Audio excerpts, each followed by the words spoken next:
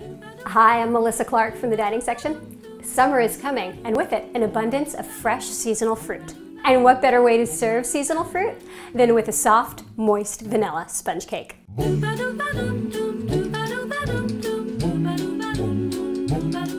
What's so great about sponge cake is how light it is. It's such an airy cake that when you put fresh summer fruit on top of it, the cake absorbs all those good fruit juices. That's why they call it sponge cake.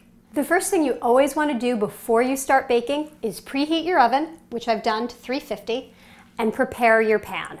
There's a nifty little trick I learned to cut out the parchment paper. Instead of putting the cake pan on top of it, tracing it, and then cutting out a circle, I just cut out a wedge. Fold it one more time.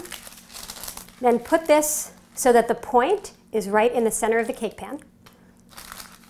And bend it down a little bit.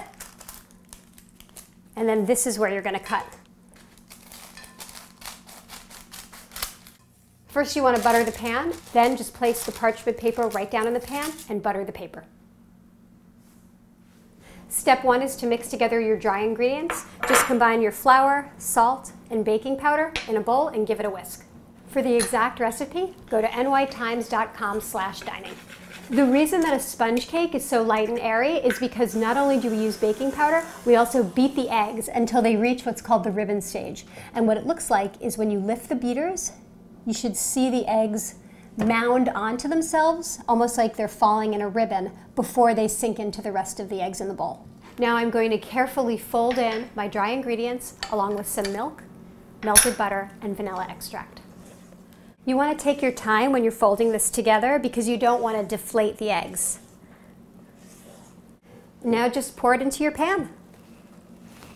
This sponge cake will take about 30 minutes to bake. You could do anything with it. You could dress it up with some icing or maybe some chocolate fudge, or since it's summer and we've got fresh fruit, you can make a really simple fruit shortcake. All I'm going to do is halve the cake, put some fruit that's been macerated with a little bit of sugar, and what that does is it forms a nice syrup with all those good juices.